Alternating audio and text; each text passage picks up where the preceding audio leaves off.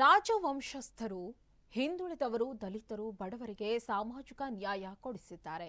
ಈ ಎಲ್ಲಾ ಸೇವಾ ಕಾರ್ಯಕ್ಕೆ ಮನ್ನಣೆ ನೀಡಿ ಈ ಬಾರಿ ಯದುವೀರ್ ಕೃಷ್ಣದತ್ತ ಚಾಮರಾಜ ಒಡೆಯರ್ ಅವರನ್ನ ಗೆಲ್ಲಿಸುವಂತೆ ಮಾಜಿ ಮುಖ್ಯಮಂತ್ರಿ ಎಚ್.ಡಿ. ಕುಮಾರಸ್ವಾಮಿ ಮನವಿ ಮಾಡಿದರು.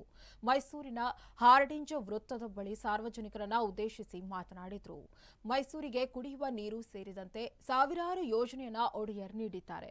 ಕಾಂಗ್ರೆಸ್ ಪಂಚ ಗ್ಯಾರಂಟಿಯಿಂದ ರಾಜ್ಯದ ಜನರಿಗೆ ಒಳಿತಾಗುವುದಕ್ಕಿಂತ ಸಾಲದ ಹೊರೆ ಹೆಚ್ಚಾಗುತ್ತದೆ. ಗ್ಯಾರಂಟಿ ಅನುಷ್ಠಾನಕ್ಕಾಗಿ 52,000 ಕೋಟಿ ರೂಪಾಯಿ ಹೊಂದಿಸಲು ಕೋಟ್ಯಂತರ ರೂಪಾಯಿ ಸಾಲ ಮಾಡಿದ್ದಾರೆ. ಒಂದು ಕಡೆ ಗ್ಯಾರಂಟಿ ನೀಡಿದ್ರೂ ಮತ್ತೊಂದು ಕಡೆ ಜನರಿಗೆ ಹೆಚ್ಚು ತೆರಿಗೆ ಹಾಕಲಾಗ್ತಿದೆ. ಇದನ್ನ ಜನ ಏಕೆ ಅರ್ಥ ಮಾಡಿಕೊಂಡಿಲ್ಲ? ಈ ದುರಾಡಳಿತ ಕೊನೆಯಾಗಿಸಲು ಮೈತ್ರಿ ಅಭ್ಯರ್ಥಿ ಬೆಂಬಲಿಸಬೇಕು ಎಂದು ಮಾಜಿ ಮುಖ್ಯಮಂತ್ರಿ ಕುಮಾರಸ್ವಾಮಿ ಅವರು ಮನವಿ ಮಾಡಿದ್ದಾರೆ.